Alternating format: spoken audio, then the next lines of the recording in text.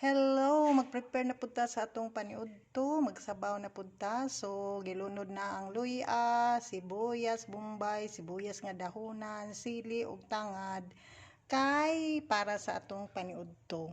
So, mao ni atong sabon, ang katambak. Oh, ang katambak ato nang ilunod ang iyang lawas. Isunod nato ang iyang ulo. Oh, sus.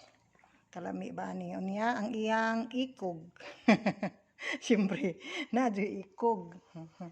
Unya ni apoy saminan gamay.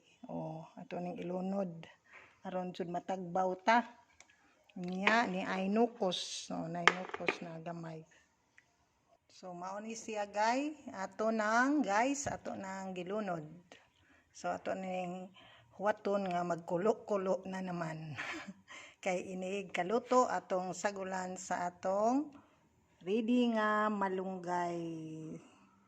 Mugawas na naman ang atong mga singot anilong lang. Inday, undoy, inighigop sa sabaw. So naana po dani maglaway. Sure ko.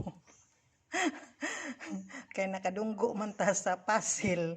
So mao ni karon nga atong sabon. Nang uban diha mingon siya, sige ra nigsabaw ning baziha unsaon man gajud kay mo man ang kalipay ang magsigig-higop og sabaw. Murag di man jud ko mabuhi og way sabaw.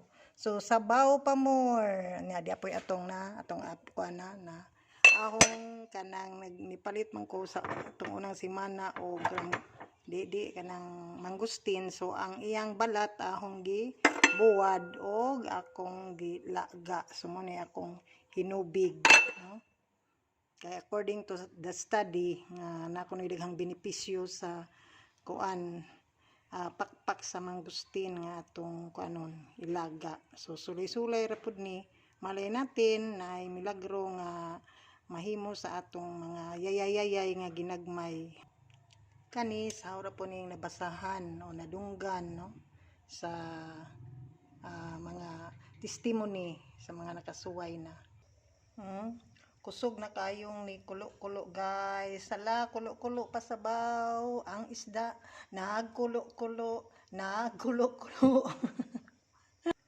Salamat di ay sa nag-chat na ho nga na siya isda nga presko. Salamat pud sa naghatod kay murag makatulid jud ni sa ang panan-aw karong udtuha ini human og higop. Thank you very much sa tanan-tanang grasya kay nisugod po siya nga utangon na impas ni ron manghimadya jud kog ahat ani magkugi kog panghimadya aron na yung ibayad ani isda. Musadyo tag paniud to guys kay nagsabot mi sang sister-in-law nga muduaw mi sa sementeryo sa atong mga loved ones nga tuwa na sa laing kalibutan nya. From Anda Cemetery mo proceed mi sa Canulin Cemetery kay to apoy igsuon sa ahong bana nga didto gilubong. Kay ug mapuhon pa man ang adlaw sa mga kalag karon na lang mi mo saop-supog adto kay perti nang daghanang tao ug mapuhon. So igo na lang ta paghandom nila ato silang bisitaon dili lang sa panahon sa mga kalag kundi sa ubang higayon tulad ng birthday, mga sumad nga nakamatya nila kay kita man joy angay magampo para nila kay patay naman sila. So nautumta nga dili nato kaliptan, no, sa pagduaw ang atong mga ginikanan nga niuna nag-abroad. So ilunod na nato ang malunggay sa atong sabaw kay aron manamian og mas masustansya.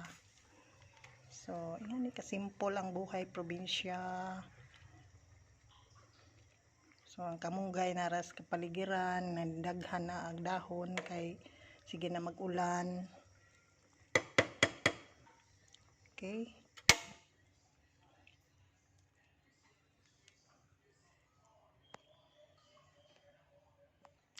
Ready to eat na mga guys. Dali maniudto na ta.